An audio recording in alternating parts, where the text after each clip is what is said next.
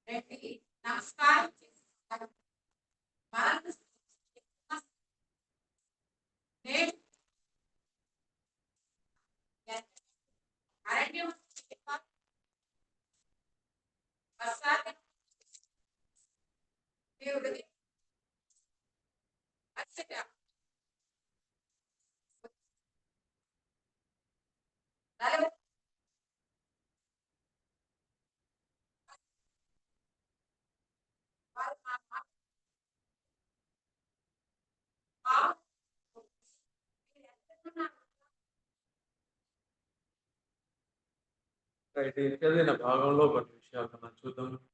దేవుని కీర్తనకారుడు ఏ విధంగా ఆయన దేవునిలో సంతోషిస్తున్నారు, ఆయన గురించి ఉత్సాహ ధ్వని చేయమంటున్నారు, ఆయన రక్షణ దుర్గము గురించి ఆయన చెప్తున్నారు, సంతోషగానం చేద్దామంటున్నారు, కృతజ్ఞత స్తుతులు చెల్లించుకుందాం అంటున్నాము. ఎన్నో విషయాలు గొప్ప దేవుడి గురించి ఎన్నో విషయాలు చెప్తున్నాం. కానీ మనం మన జీవితం పరిశోధిస్తే మనకు ఎంతవరకు దీంతో ఏకీభవిస్తున్నాం, మనకు ఎంతవరకు ఇలా అనిపిస్తూ ఉంది అనే ఒక ప్రశ్న మనం వేసుకో. మనకు కూడా ఇలా చెప్పాలని అనిపిస్తుందా అని కొన్నిసారి పరిశోధిస్తే చాలాసారి అలా కాదేమో అనిపిస్తుంది. మన అనుదిన జీవిత యాత్రలో ఒత్తిడిలో చాలా డల్ అయిపోయి సెలవు వస్తే ఆ రోజు ఉత్సాహంగా ఉంటుంది, మిగతా 6 రోజులు పని చేస్తున్నప్పుడు అంత ఉత్సాహంగా ఉండదు. సో ఇలాంటి పరిస్థితుల్లో ఉన్నప్పుడు కీర్తనగాడు మరి ఏం చూశాడు, ఆయనకి ఏంటి కొత్తగా అనిపించింది, మనకెందుకు అనిపించట్లేదు, మనం అర్థం చేసుకోవాలి. మనం మనం చేసిన పాపాల బట్టే ఆదం కాలంలో తప్పిపోయి ఈ పరిస్థితులు వచ్చాయి. ఇంకా తప్పదు, ఇంకా కొద్ది కాలం ఇలా గడపాల్సిందే. ఒకరోజు చివరిగా దేవుడు విశ్రాంతి అనేది ఇస్తారు. మన అది ఈ ఒక చేయి ఇక్కడే ఉంచేసి ప్రకటన గ్రంథం మనం ఒకసారి చూద్దాం. 21వ వచనం. ప్రకటన గ్రంథం 21వ అధ్యాయం 1 నుండి ఉన్న వచనాలు మనం చూస్తే ఒక నూతన ఆకాశము భూమి కనబడింది అంటున్నారు. తర్వాత పరిశుద్ధమైన ఆ పట్టణము కొత్త యెరూషలేము అది ఆకాశం నుంచి దేవుడి దగ్గర నుంచి ఒక బ్రైడ్ వలె వస్తున్నట్టు రాస్తున్నారు. ఇక నుంచి రాస్తున్నారు దేవుని యొక్క గుడారం మనుషులతో. 3వ వచనం ప్రకటన 21. ఆయన మనుషులతో నివసిస్తారు, ఆయన ప్రజలు, మనం ఆయన ప్రజలై ఉంటాము. దేవుడు మన సన్నిధిలో మనతో ఉండి 4వ వచనం ప్రతి కన్నీరు తీసివేసేస్తారు, మరణం ఇంకా ఉండదు, ఏడుపు బాధ నొప్పి ఏమీ ఉండదు. ఆయనే చెప్తున్నారు 5వ వచనము, ఇవన్నీ నేను నూతన పరుస్తూ ఉన్నాను, I'm going to make all things. So ఈరోజు మనం ఇక్కడ నిల్చొని ఇవన్నీ చూస్తూ ఉంటే ఈ పరిస్థితులు వేరు, ప్రత్యాశతో చూస్తాం. ఇంకో పరిస్థితి, రాబోయే పరిస్థితి వేరు. దీని గురించి కొద్ది కాలం ఓర్చుకున్నా ఏ నష్టం లేదు. ఈ పౌలు భక్తులు చాలా చులకని శ్రమలు అని చెప్పి ఒక పదం వాడతారు. చాలా చాలా లైట్ తేలికైన శ్రమలు మనం అనుభవిస్తున్నాం. మనకి వ్యక్తిగతంగా చాలా పెద్ద అనిపించవచ్చు సమస్య, పిల్లలైతే ఎగ్జామ్ సమస్యలు చాలా పెద్ద, చాలాసార్లు మ్యారేజ్ విషయం చాలా పెద్ద సమస్య. వృద్ధాప్యంలో ఉన్న వాళ్ళకి వృద్ధాప్యం ఎంత పెద్ద భారం అనిపిస్తుంది. ఉద్యోగంలో కొత్తగా చేరిన వాళ్ళందరికీ ఉద్యోగం చాలా పెద్ద సమస్య అనిపిస్తూ ఉంటాయి. ఇవన్నీ కూడా చాలా తాత్కాలికమైన చులకని శ్రమలు అని చెప్పి బైబిల్ మనకి ధైర్యపరుస్తూ ఉంది. Very momentary, temporary. ఏది మీ దృష్టికి వచ్చినా ఈరోజు చాలా టెంపరరీ, వెరీ లిటిల్ అనే ఒక మాట అక్కడ బైబిల్ చెప్తా ఉంది. సో ఈ వాగ్దానం మనకు ఎదురుగా ఉన్నది. ఈ యొక్క నూతన ఆకాశం, నూతన భూమిలో మనము నివసించే వారుగా ఉన్నాము. ఇంకా ఫ్యూచర్లో ఈ పరిశుద్ధ పట్టణంలో మనం ఉండబోతూ ఉన్నాము. ఈ గవర్నమెంట్లు మారుతూ ఉన్నాము. ప్రతి 5 సంవత్సరాలు ఎలక్షన్లు, ఈ గొడవలు, ఎవరు వస్తారో తెలియదు, వాళ్ళు వస్తే ఏం చేస్తారో తెలియదు. ఈ ఒక అస్థిరమైన వ్యవస్థలు ఉండవు. మనకు ఒక స్థిరమైన రాజ్యం దేవుడు ఇవ్వబోతా ఉన్నాడు. ఎవరు దాన్ని తలుచుకోరు. ఇది క్రైస్తవులు, మీకు ఇక్కడ కూర్చున్న మీకు నాకు మాత్రమే ఆ ఒక నిరీక్షణ. అన్యజనులు ఎంతో మంది ఉన్నారు. బహుశా క్రైస్తవులని పేరు ఉండొచ్చు, బైబిల్ మనలో మధ్యలో కూడా బైబిల్ చదువుతుండొచ్చు. కానీ ఆ నిరీక్షణ అనేది లేకుంటే మనకి ఏమి చేయలేము. ఈ చెప్పే దేవుడు ఆయన అక్కడే 21లో 5వ వచనం చెప్తా ఉంది. ఇది యోహాన్ చెప్తున్నారు, ఇది రాయండి అంటున్నారు. ఇది రాయండి, సమస్తమునేమో నూతన పరుస్తూ ఉన్నాను, ఇది రాయండి, ఇది నమ్మదగినది, ఈ మాటలు ఇది సత్యమైన మాటలు అంటున్నారు. మనం నమ్మాలి. ఇది మన దేవుడు రాయించింది మాటలు. ఆ కాలంలో కూడా ప్రత్యేకంగా చూస్తే యోహాన్ ఎక్కడ ఉన్నారో తెలుసండి. ఇది రాస్తున్నప్పుడు ఎక్కడో ఆయన బాగా వృద్ధాప్యంలో 90 సంవత్సరాల పైన అయిపోయిందేమో. మిగతా అపోస్తులందరూ కూడా దాదాపు చనిపోయినట్టున్నారు. విశ్వాసులందరినీ చాలా హింస పెట్టేస్తూ ఉన్నారు రోమా ప్రభుత్వము. ఈయన ఎక్కడో ఒక ద్వీపంలో వేశారు, అక్కడే జీవించాడు, అక్కడే మరణించాడు. ఆయన అక్కడ బందీగా ఉండి చుట్టూ చూస్తూ ఉంటే ఆయనకంతా బహుశా సముద్రమే కనిపిస్తూ ఉన్నది. ఎక్కడే బయటికి వెళ్ళడానికి లేదు, ఇంకా వృద్ధాప్యం అక్కడే. ఆయనతో పాటు ఉన్న వాళ్ళు కొంతమంది ఇబ్బంది పడుతున్నారేమో, చాలా స్ట్రగుల్ అయిపోతున్నారు వాళ్ళు. ఏం చేయాలి? ఇది నిజమేనా? దేవుడు ఇచ్చిన వాగ్దానాలు నిజమేనా? మన అందరి మన పాత దేవుళ్ళంతా వదిలిపెట్టేసి, పాత జీవితాన్ని వదిలిపెట్టేసి ప్రభువుని వెంబడిస్తున్నాం, ఇది నిజమేనా? ఇంత ఎందుకు సఫర్ అవుతున్నాము? కానీ యోహాన్ వాళ్ళకి ధైర్యపరుస్తూనే ఉన్నారు, ఇవన్నీ సత్యమే, నిజమే. ఆయన అక్కడ మాటలు చెప్పలేదు, కానీ ఆయన బహుశా చెప్పొచ్చు, నేను ఆయన శిలువ ముందు నిలుచున్నాను, ఆయన సఫర్ అయ్యేది నేను చూశాను, కనుక ఇదన్నీ అబద్ధం కాదండి. 3వ దినాన ఆయన లేచినప్పుడు నేను చూశాను, ఆయన మాతో ఉన్నారు, ఇవన్నీ అబద్ధం కాదు. కానీ చాలా రోజులు అయిపోయేసరికి కొంచెం డిస్కరేజ్మెంట్ స్టార్ట్ అయిపోతుంది. ఆయన అందరినీ బలపరుస్తూనే ఉన్నారు. ఇక్కడ చెప్తూ ఉన్నారు, నమ్మదగినవాడు, వాగ్దానం ఇచ్చిన ఆయన నమ్మదగినవాడు, ఇది ఖచ్చితంగా జరుగుతుంది. మీరు నేను చాలాసార్లు సందేహపడవచ్చు, కానీ నిజమేనా, సత్యమేనా, ఇంకేదన్నా అయిండొచ్చు కదా అంటే నిజమే అయిండొచ్చు. ఇంతకంటే బెటర్ సొల్యూషన్ ఏమైనా ఉందా? లోకాన్ని ఎక్స్ప్లెయిన్ చేయడానికి ఇంకా ఎంతకంటే బెటర్ ఏమైనా ఉంటే మనం ఖచ్చితంగా నమ్మొచ్చు. అన్యజనులు వెంబడించేవారు వాళ్ళు కూడా పూర్తిగా ఎక్స్ప్లెయిన్ చేయలేరు. పద్ధతులు అవన్నీ చాలా ఉంటాయి. ఫిలాసఫీ చెప్పేవాళ్ళు, ఈ తత్వజ్ఞానం ఇవన్నీ చెప్పేవాళ్ళు, వాళ్ళకు కూడా ఎక్స్ప్లెనేషన్ ఏం లేదు నిజంగానే చెప్పాలంటే. అలాగే నాస్తికులు అంటారా, వాళ్ళకి అసలు ఎక్స్ప్లెనేషన్ లేదు. కొద్ది రోజుల వరకు వాళ్ళ ఆటలు బాగానే సాగుతాయి. ఎక్కడ మీ దేవుడు అని చెప్పి అడుగుతారు డైరెక్ట్, మీకు ఎందుకు ఈ కష్టాలు వస్తున్నాయి, మరి దేవుడు ఉంటే అంటారు. అంతవరకు వాళ్ళు అది ఇది అనొచ్చు, కానీ అయ్యగారు నమ్మేది దాంట్లో ఏముంది బలము మరి అడితే వాళ్ళు చెప్పలేదు.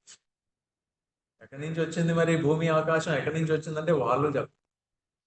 రైట్, అందరి రకరకాల నమ్మకాలు ఉన్నప్పుడు కూడా ఈరోజు మనం తెలుసు, మనము ఏదో ఎవరో రాసిన స్టోరీ చదివేసి అందరూ అది నమ్ముకుంటారు, ఒకరు ఇది నమ్ముకుంటారు, ఒకరు ఇది నమ్ముకుంటా అని కాదండి. మన ఇది నమ్మి దీంట్లో ఉన్న మాటలు మన హృదయంలో పడి దీంట్లో రాసినట్టే మన హృదయంలో ఒక మార్పు కలుగుతుంది. దర్స్ అ చేంజ్. నేను పోయిన సంవత్సరం ఉన్న వ్యక్తిగా ఈ వర్షం లేదు. నేను మారింది. నా పద్ధతులు, అలవాట్లు, ఆలోచన విధానం మారింది. దేవుడు నూతన పరిచయ ఒక దేవుడుగా ఉన్నారు. ఆయన చెప్పినట్టే జరుగుతాం. ఆయన నూతన పరిచయ దేవుడు అయ్యాడు. ఒకరోజు ఖచ్చితంగా ఇది జరగబోతోంది. ఇట్ ఈస్ గోయింగ్ టు, అది మన నమ్మకం. తర్వాత మన వాక్య పరిచర్యలో కూడా ఇంకా దీన్ని వివరంగా చూస్తాం. కానీ ఈ సమయంలో ఆయన్ని ఆరాధన చేసే సమయంలో మనం తెలుసుకుందాము. ఈరోజు నన్ను దేవుడు భూమి ఆకాశం సృష్టించారు, ఎలా ప్రూవ్ చేస్తారు అంటే నేను చెప్పలేను, నేను చూడలేదు, నేను అక్కడ లేను, నాకు తెలియదు. నేను ఈ మధ్య కాలంలో పుట్టాను. కొన్ని విషయాలు గ్రహించాను, లోకంలో ఉన్న విషయాలన్నీ చూశాను. చాలా కాలం వృధా అయిపోయింది. కానీ మెల్లిగా బైబిల్ చదువుతూ ఉండగా నాకు కొన్ని ఓకే నిజం అయిండొచ్చు, దాన్ని ఇంకా ట్రై చేస్తూ ఉంటే ఓ నిజమే, ఇంకా ఒక మనస్సు కొంచెం స్థిరంగా ఉంది. ఇలాంటి ఒక స్థితిలో చాలా సంవత్సరాల తర్వాత వచ్చింది. అలాగే పిల్లలు మన జీవితాలు చూసి వాళ్ళ తల్లిదండ్రులు చేసిన, వాళ్ళు జీవించిన పద్ధతుల ప్రకారం వాళ్ళు దేవుణ్ణి వెంబడిస్తూ ఉండగా పిల్లలు కూడా మిమ్మల్ని వెంబడిస్తారు. మా తండ్రి యొక్క దేవుడు మాకు కూడా కావాలంట. యేసు ప్రభుని ఎలా అయితే పౌలు వెంబడించారో, పౌల్ని ఎలా అయితే మనం వెంబడిస్తున్నామో అలాగే మన పిల్లలు కూడా మనల్ని ఫాలో అవ్వాలి. అలా అని చెప్పి తండ్రిలో ఒక దేవుణ్ణి ఫాలో అవ్వమని నేను చెప్పట్లేదు. కానీ పిల్లలు విశ్వాసంలోకి వస్తారు, ఆలోచిస్తారు, వాళ్ళు కూడా ఆలోచిస్తారు ఇది కరెక్ట్. నా అనుభవంలో నేను చెప్పగలుగుతాను, ఈ దేవుడు ఎన్నో, ఆయన లేకుంటే నేనేమి చేయలేను. సాధ్యం. స్కిల్స్ ఉండొచ్చు, టాలెంట్స్ ఉండొచ్చు, డబ్బులు ఉండొచ్చు, ఎడ్యుకేషన్ ఉండొచ్చు, ఇన్ఫ్లుయెన్స్ ఉండొచ్చు, కానీ ఇది దేనికి పనికిరాదు అనే విషయం కూడా బాగా తెలిసిపోయింది. అసలు డౌటే లేదన్నమాట. డౌట్ లేదు, ఏదో నోటికి వచ్చి చెప్పడం కాదు, కానీ ఇట్ ఈస్ అబ్సల్యూట్లీ ష్యూర్. దేవుడు లేకుండా నేనేమి చేయలేను, మీరు ఏమి చేయలేరు అనేది గ్రహించుకోండి. ఎన్ని తలాంతులు ఉన్నా, ఎంత స్కిల్ ఉందా, ఇంజనీర్ అయినా, డాక్టర్ అయినా, చార్టెడ్ అకౌంటెంట్ అయినా, ఎంత స్కిల్ మీ చేతిలో ఉన్నా కూడా దేవుడు అనే ఒక వ్యక్తి వెనకాల లేకుంటే అన్ని మారిపోతాయి. స్టోరీ అంతా ఒక నిమిషంలో మొత్తం మారిపోతుంది. ఇది మనం చాలా ఫర్మ్ గా మనము నమ్మకం కలిగి ఉంటాం. దేవుడు లేకుండా నాకు ఈ జరిగే సుఖంగా జరిగేదో, లేకుంటే ఈ అనుభవాల నుంచి వెళ్ళేదో అలా జరగదు. It will be totally different, very very difficult, impossible అన్నమాట. సో ఈరోజు కీర్తనకారుడు అంత ఉత్సాహంగా ఈ దేవుణ్ణి ఆరాధిస్తున్నారు. ఆయన చూశారు ఆయన జీవిత కాలంలో. బహుశా ఇది దావీదు రాసిన కీర్తన అయిండొచ్చు.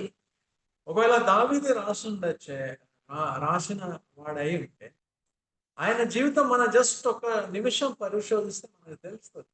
ఆయన ఇంట్లో ఆయన పొజిషన్ ఏంటంటే ఏడో సంతానంలో ఏడో ఎనిమిదో అబ్బాయి. ఆయన అందరికంటే టాప్ అండి. ఆయన మీకు రోజు తండ్రి చంటేసేవారు. మీ బ్రదర్లు చూడండి, వాళ్ళు మంచి గవర్నమెంట్ ఉద్యోగాలు తెచ్చుకున్నారు. ముగ్గురు రాజు ఒక సర్వీస్ లో ఉన్నారు, పర్మనెంట్ జాబ్స్ వచ్చాయి, వాళ్ళకి పెన్షన్లు వస్తాయి. నువ్వు ఏం చేసావు?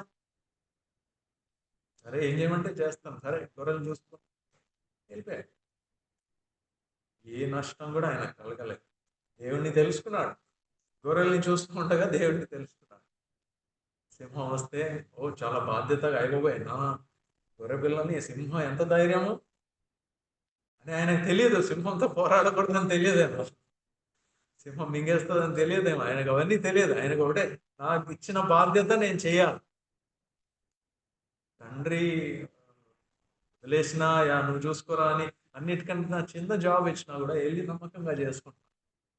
సింహం వస్తే ఎదురు పడిపోయాడు. అది సింహాన్ని ఎలా జయించాడు నాకు తెలియదు, కానీ దేవుడి శక్తి, బహుశా దేవుడి సపోర్ట్ వచ్చి అలాగే ఎలకబంటి వస్తుంది. తర్వాత ఈ గవర్నమెంట్ ఉద్యోగస్తులు ఒకసారి వాళ్ళందరూ దర్దరా వణిగిపోతా ఉంటే ఈయన వెళ్ళాడు. ఆయన్ని బాగా కామెంట్ చేశారు వాళ్ళు, ఖాళీగా ఉండి ఈ డ్రామాలన్నీ చూడడానికి వచ్చావు, వెళ్ళు అని చెప్పి అంటూ ఉంటే ఈయన వెళ్ళలేదు. ఈయనకు ఒకటే అక్కడ మండిపోతా ఉండేది, ఎంత పొడుగ్గా ఉన్న ఈయన ఎంత ధైర్యం నా దేవుని ఒక మాట అనడానికి. ఇవి ఆయనకి ఆ రోషం ఎక్కడి నుంచి వచ్చిందండి? ఎందుకంటే గొర్రెల్ని చూసుకుంటూ ఉండగా ఆయన దేవునికి దగ్గర అయ్యారు. దేవుడు అంటే ఒక మంచి అనుభవం వచ్చింది ఆయన. ఏదో జస్ట్ లైక్ దట్ మనము చెప్పలేము. మన ఎదురుగా గోలియాత్‌ని నిల్చోబెట్టాం అనుకోండి, ఏదో నువ్వెంత అని చెప్పి మనం ఎళ్ళలేం. మనకంత ధైర్యం సరిపోదు. ఒకే ఒక కారణము, అనుదిన జీవితాల్లో దేవుణ్ణి మనము తెలుసుకోవాలి, దగ్గర అవ్వాలి. ప్రతి అవకాశం, ప్రతి ఇన్సిడెంట్, ప్రతి ఈవెంట్ దేవుడికి దగ్గర అయ్యే ఒక అవకాశం. ఇంకా చెప్పాలంటే ఇక్కడ చదివే ప్రతి మాట దేవుడితో మనతో మాట్లాడుతున్నారు అనే ఒక ఆలోచన మనకు వస్తాయి. ఇది దేవుడు నాతో మాట్లాడుతున్నారు. నేను దీన్ని ఏం చేయాలా? అలాంటి ఒక అనుభవంలో వెళ్తే ఆయన అందుకే అన్నారు, ఈయన ఎవరండి అసలు చెప్పి పోరాడడానికి వెళ్ళారు, గెలిచాడు, రాజు అయిపోయాడు. తర్వాత మనం తెలుసుకోవాలి ఇవన్నీ కూడా. ఆయన కూర్చొని ఇప్పుడు పాటలు రాస్తున్నాడు, ఈజీగా చెప్పగలుగుతున్నాను. ఓ ఉత్సాహధ్వని చేయండి, మన దేవుడు సూపర్ అండి, ఆయన్ని మీరు ఆరాధన చేయండి, సాగిలపడండి అని చెప్పి ఉత్సాహంగా చెప్పారు. కానీ మీకు నాకు తెలుసండి, ఈరోజు దావీదు ఆ రోజు చేసిన దానికంటే ఎక్కువ మీరు నేను చేయొచ్చు. ఒకే ఒక కారణము, యేసుక్రీస్తు ప్రభువుని దేవుడు మన కొరకు పంపించి మనందరినీ రక్షించడానికి ఆయన పంపించారు. మన దేని పనికి మనల్ని విడిపించేశారు పాపం నుంచి. అసలు పాపం ఒక బంధకం నుంచి బలంగా మన ఎవరన్నా బలాత్కారులు ఎవరైనా పట్టుకున్నారు అనుకోండి, లాగుతూ ఉంటే ఎవరు కాపాడని ఒక సమయంలో ఇక్కడి నుంచి ఒక సూపర్ మ్యాన్ చేయబడి వదిలేయి, ఆ పాపాన్ని దూరం చేసేసి మనల్ని విడిపించి, సరే నువ్వు free, it's up to you, కావాలంటే ఎటన్నా వెళ్ళిపోండి, లేకుంటే నన్ను వెంబడించండి, ఇంకో విధంగా ఉంటుంది నీ జీవితం అని చెప్పి మనల్ని విడిపించారు యేసుక్రీస్తు ప్రభు. ఆయన శిష్యులు అడిగారు, ప్రభు నువ్వు చేసినంత ప్రార్థన మేము చేయలేకపోతున్నాం, ఒకసారి నేర్పించండి మాకు ఎలా ప్రార్థన చేయాలో అంటే ప్రభు వారు నేర్పించారు. మీరేం చెప్పాలో తెలుసండి, పరలోకంలో ఉన్న మా తండ్రి అని చెప్పి. వాళ్ళందరూ ఆశ్చర్యపోతున్నారు, తండ్రి ఏంటండి, దేవుడు కదా ఆయన, ఆయనతో పెట్టుకోకూడదు కదా? కాదండి బాబు, ఆయన తండ్రి అండి. ఈ భూమి ఆకాశం మీరు ఎవరైతే ఆయన శిష్యులకి, జస్ట్ దాన్ని ఏమంటారు, ఒక పారాఫ్రైజింగ్ చేస్తున్నాను కానీ, మీరు మోషే రాసిందంతా నమ్ముతున్నారు కదా, 6 రోజుల్లో భూమి ఆకాశం అంతా కూడా సృష్టించారు, మనుషుల్ని సృష్టించారు, ఇవన్నీ నమ్ముతున్నారు కదా. ఆ దేవుడే ఆయన ఎక్కడో ఇవన్నీ అద్భుతమైన కార్యాలన్నీ చేసి ఎక్కడో దూరంగా లేరండి, మీకు సమీపమైన దేవుడు ఆయన, మీ పక్కనే ఉన్న మీ తండ్రి అండి. నా గురించి ఆయన ఎందుకు ఆలోచిస్తారండి? అవును, ఆయన ఆయన చింత ఆలోచన అంతా మీ గురించే. ఆయన చేసిన ఆ భూమి ఆకాశం ఆ సృష్టిని కూర్చొని ఆయన ఎంజాయ్ చేయట్లేదు. ఓ ఇది బాగుంది కదా, బాగా చేశాను కదా అని చెప్పి అనుకోవట్లేదండి. ఆయనకు ఒకే ఒక చింత, వీటన్నిటి మధ్యలో నా స్వరూపంలో పెట్టిన మానవులు ఇలా తయారైపోయారేంటి, ఇలా స్టాండ్ అవ్వలేకపోయారేంటి, సాతాను ఏదో చెప్పేస్తే నమ్మేసి వెళ్ళిపోయారేంటి నా పిల్లలు, వీళ్ళని నేను రక్షించాల్సిందే, వీళ్ళు నేను వదిలిపెట్టను. వచ్చారు పరలోకం నుంచి వచ్చి, దేవుడి లోకం ఎంతో ప్రేమించాను, ఆయన వచ్చి మనల్ని సాతాను ఒక బంధకాల నుంచి విడిపించి మనల్ని ఫ్రీ చేసి 95వ కీర్తనలో ఒక నిమిషం మళ్ళీ చూద్దాం. అది చెప్తున్నారు, ఇవన్నీ ఉత్సాహగానం ఇవన్నీ మనం ఆయనకి మోకరించి సాగిలబడి నమస్కారం చేద్దాం అని చెప్పి 6వ వచనము, ఆయన మనల్ని సృజించి